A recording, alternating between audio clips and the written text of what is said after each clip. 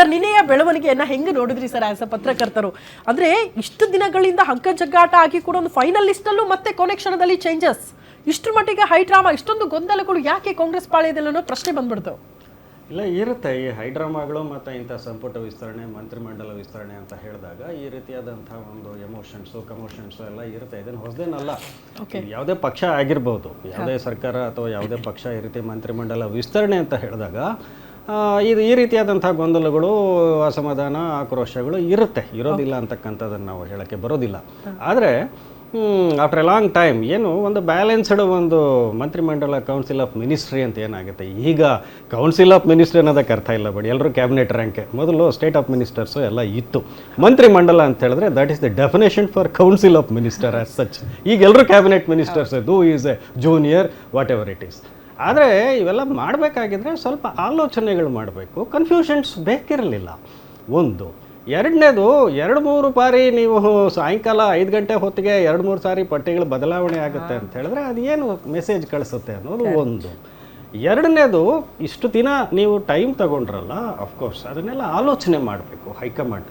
ಯಾಕೆಂತ ಹೇಳಿದ್ರೆ ಬೆಂಕಿ ಬಿದ್ದಾಗ ನಾವು ನೀರು ಅಥವಾ ಆರಿಸ್ಬೇಕು ಅಂತಕ್ಕಂಥದ್ದಲ್ಲ, ಈ ರೀತಿ ಆಗತ್ತೆ. ಯಾರಿಗೆ ನಾವು ರೆಪ್ರೆಸೆಂಟೇಷನ್ ಕೊಡಬೇಕು, ಯಾರಿಗೆ ನಾವು ಇದು ಮಾಡಬೇಕು ಅಂತಕ್ಕಂಥ ಒಂದು ಇದು ಬರುತ್ತೆ.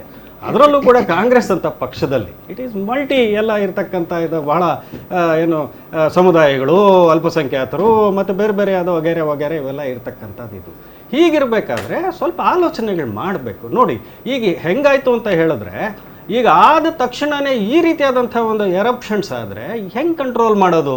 ಅದಕ್ಕೆ ಇಮಿಡಿಯೇಟ್ಲಿ ಹೈಕಮಾಂಡ್ ಏನು ಹೇಳ್ತು, ಪಕ್ಷದ ಅಧ್ಯಕ್ಷರಾದಂಥ BK ಹರಿಪ್ರಸಾದ್ ಅವ್ರಿಗೆ ಹೇಳ್ತು, first you please take care.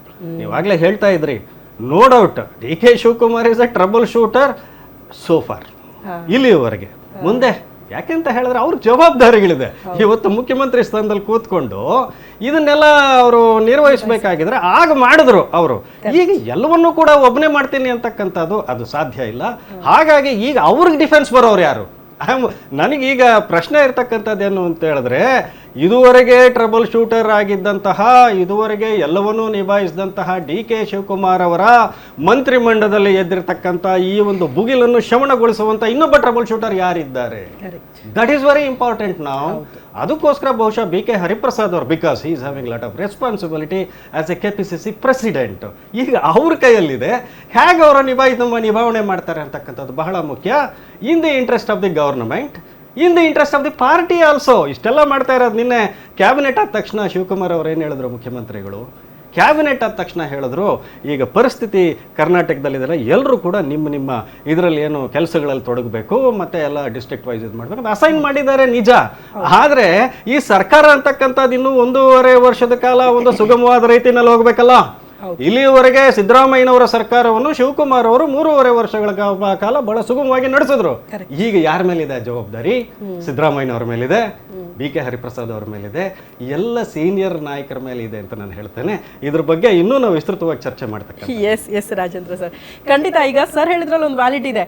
Trouble shooter ಆಗಿ ಇಷ್ಟು ದಿನಗಳ ಕಾಲ ಕೆಲಸ ಮಾಡಿರುವಂತಹ DK ಶಿವಕುಮಾರ್ ಅವರು ಇನ್ನು ಮುಂದೆ ಹಂಗೆ ಮಾಡಕ್ಕಾಗಲ್ಲ. ಒನ್ ಮ್ಯಾನ್ ಆರ್ಮಿ ಅಂತಾರಲ್ಲ, ಪಕ್ಷದಲ್ಲಿ ಹಂಗಿರಕ್ಕಾಗಲ್ಲ. ಅದಕ್ಕೆ ಪರ್ಯಾಯವಾಗಿ ಮತ್ತೊಬ್ಬ ನಾಯಕ ಹುಟ್ಕೊಳ್ಬೇಕು ಈ ಟ್ರಬಲ್ ಗಳನ್ನ ಸಾರ್ಟ್ ಔಟ್ ಮಾಡೋದಕ್ಕೆ ಅಂತ ಯಾರಾಗ್ತಾರೆ? BK ಹರಿಪ್ರಸಾದ್ ಆ ಸಾಲಲ್ಲಿ ನಿಲ್ತಾರಾ? ಈ ಶಮನ ಮಾಡ್ತಾರ ಅಸಮಾಧಾನ ಅನ್ನೋದು ಪ್ರಶ್ನೆ ಇದೆ. ಕಾಂಗ್ರೆಸ್ ವಕ್ತಾರರಿಂದ ನೆಕ್ಸ್ಟ್ ನಾನು ಬೇರೆ ವಕ್ತಾರನ್ನ ಮಾತಾಡಿಸ್ಬಿಡ್ತೀನಿ. ಸರ್ ಏನ್ ಸರ್, ಕಾಂಗ್ರೆಸ್ ಅಧಿಕಾರಕ್ಕೆ ಬಂದಾಗ್ಲೇ ನಾವು ನಾರಿ ಶಕ್ತಿ ಪರವಾಗಿ ಅಂತ ಪಂಚ ಗ್ಯಾರಂಟಿಗಳ ಯೋಜನೆಗಳ ಪರವಾಗಿ ನೀವು ಅತಿ ಹೆಚ್ಚು ಯೋಜನೆಗಳನ್ನ ನಾರಿ ಶಕ್ತಿಗೆ ಕೊಟ್ಬಿಟ್ರಿ. ವಿಧಾನಸಭೆ ಚುನಾವಣೆಯಲ್ಲಿ ಅತಿ ಹೆಚ್ಚು ಟಿಕೆಟ್ ಕೊಟ್ಟಿದ್ದು ಕೂಡ ಮಹಿಳೆಯರಿಗೆ ಅನ್ನೋದನ್ನ ಬಹಳ ಹೆಮ್ಮೆಯಿಂದ ಹೇಳ್ಕೊಂಡ್ರಿ. ಮೀಸಲಾತಿ ವಿಚಾರಕ್ಕೆ ಸಂಬಂಧಪಟ್ಟಂತೆ ಪುಂಖವಾಗಿ ಮಾತಾಡುವಂತಹ ನಮ್ಮ ಕಾಂಗ್ರೆಸ್ ನಾಯಕರಿಗೆ ಸಂಪುಟದಲ್ಲಿ ಒಂದು ಸ್ಥಾನಮಾನ ಕೊಡೋಕ್ಕಾಗ್ಲಿಲ್ವಾ ಮಹಿಳೆಯರಿಗೆ ಅನ್ನೋದು ಪ್ರಶ್ನೆ ಬಂದ್ಬಿಡ್ತು. ಏನ್ ಕ್ಲಾರಿಟಿ ತಮ್ಮದು ಅದಕ್ಕೆ?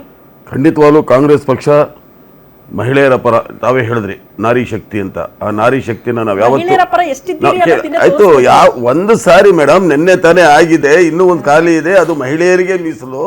ಇವತ್ತೋ ನಾಳೆನೋ ಅದನ್ನ ಭರ್ತಿ ಮಾಡ್ತೀವಿ. ನಾವು ಮಾಡಿಬಿಟ್ಟಿದ್ರೆ ಈ ಪ್ರಶ್ನೆನೇ ಬರ್ತಿರ್ಲಿಲ್ಲ. ಗಾಯತ್ರಿ ಶಾಂತೇಗೌಡ ಅವರು ಕೋರ್ಟ್ ಮುಖಾಂತರವಾಗಿ ವಿಧಾನ ಪರಿಷತ್ತಿನ ಅವರ ಇದರಲ್ಲಿ ಏನು ಮರು ಎಣಿಕೆಯ ಇದರಲ್ಲಿ ಬಂದ್ರಲ್ವಾ, ಅಲ್ಲಿ ಒಂಚೂರು ಗೊಂದಲ ಆಗಿರೋದು ಸತ್ಯ, ಆಗಿಲ್ಲ ಅಂತ ನಾನು ಹೇಳೋದಿಲ್ಲ. ಆ ಇರುವಂತಹ ಸ್ಥಾನ ಮಹಿಳೆಯರಿಗೆ ಕೊಡುವಂಥದ್ದು. ಇವತ್ತೇ ಆಗ್ಬೋದು ಅಥವಾ ನಾಳೆ ಆಗ್ಬೋದು, ಕೊಡ್ತೀವಿ. ಹಾಗಂತೇಳಿ ನಾವು ಮಹಿಳಾ ವಿರೋಧಿಗಳಲ್ಲ. ಅದನ್ನ ಹೆಚ್ಚು ಬಿಂಬಿಸುವ ಅವಶ್ಯಕತೆ ನನಗೇನೋ ಕಾಣೋದಿಲ್ಲ. ಆಮೇಲೆ ಸಂಪುಟ ಈ ಈ ಏನು ಇವತ್ತು ರಚನೆ ಮಾಡಿದ್ದಾರೆ, ಈ ಗೊಂದಲಗಳು ಇವೆಲ್ಲವೂ ಕೂಡ ಎಲ್ಲ ಪಕ್ಷದಲ್ಲೂ ಇರ್ತವೆ. ಮಾಡಿದಾಗ ಯಾರು ಮಂತ್ರಿಗಳಾದವರು ಸಂತೋಷ ಪಡ್ತಾರೆ.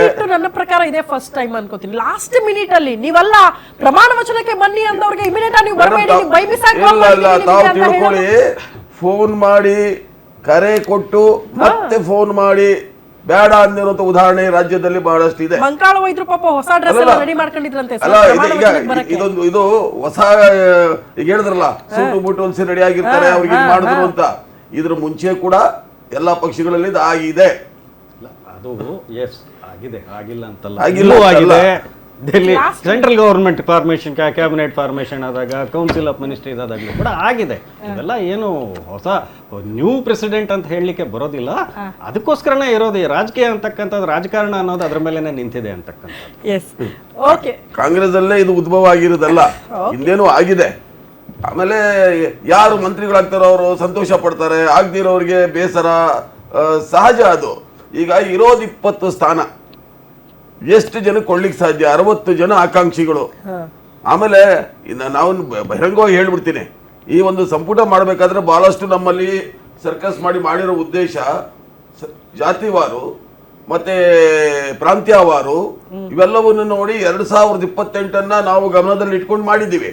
ಅಲ್ಲಿ ಕೆಲವರಿಗೆ ಅನ್ಯಾಯ ಆಗಿರೋದು ನಿಜ, ನಾವಿಲ್ಲ ಅಂತ ಹೇಳೋದಿಲ್ಲ. ಮುಂದಿನ ದಿನಗಳಲ್ಲಿ ಅದು ಸರಿ ಹೋಗುತ್ತೆ. ರಾಜಕಾರಣ ಇವತ್ತಿಗೆ ಈ ಟರ್ಮ್ ಏನು ಮುಗಿಯಲ್ಲ. ಹಾಗಾಗಿ ಯಾರೂ ಬೇಸರ ಪಡ್ಕೊಳ್ಳೋಂಥದ್ದೇನಿಲ್ಲ.